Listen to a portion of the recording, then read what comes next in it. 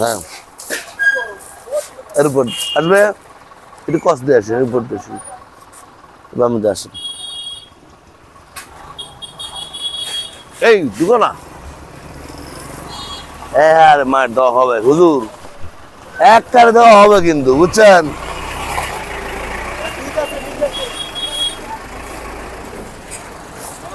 হ্যাঁ বুঝলাম। আসসালামু আলাইকুম শাহজাদপুরবাসী, আপনারা জানেন যে শাহজাদপুরের রাস্তাঘাটের বিভিন্ন দুর্ভোগগুলো নিয়ে আমি আপনাদের সামনে আসি। জনদুর্ভোগ পেজ আপনাদের সামনে উপস্থাপন করে শাহজাদপুরের মানুষের যে জনদুর্ভোগগুলো আছে সেই দুর্ভোগগুলো আপনাদের সামনে উপস্থাপন করে। আমি এখন আছি শাহজাদপুর থেকে এনায়তপুরগামী যে রাস্তা, সেই এনায়তপুরগামী রাস্তার হচ্ছে নারুয়া ক্লাব আছে। নারুয়া ক্লাবের পরে কিন্তু একটি জায়গা, এই জায়গাটা কিন্তু গত একটি বছর হলো এই জায়গাটার সমস্যা ছিল।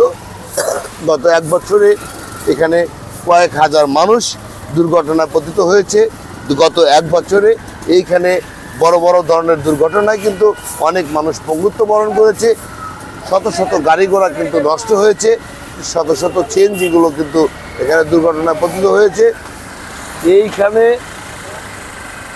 যাও করো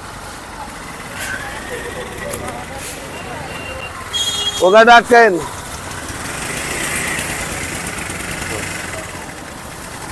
এখানে আসলে এদের কথা বলাও যেমন কঠিন, আর এবং এখানে কাজ করাটা কিন্তু তার চাইতে আরও বড় কঠিন। আমি এখানে নিজে দাঁড়িয়ে থাকে এই কাজটা কিন্তু করছি। আমি আপনাদেরকে দেখাচ্ছি যে কতটা জনগুরুত্বপূর্ণ এই শাহজাদপুর থেকে এনায়তপুরগামী রাস্তা।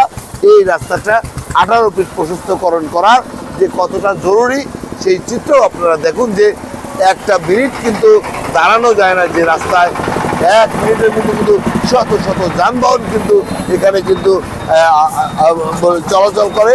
এবং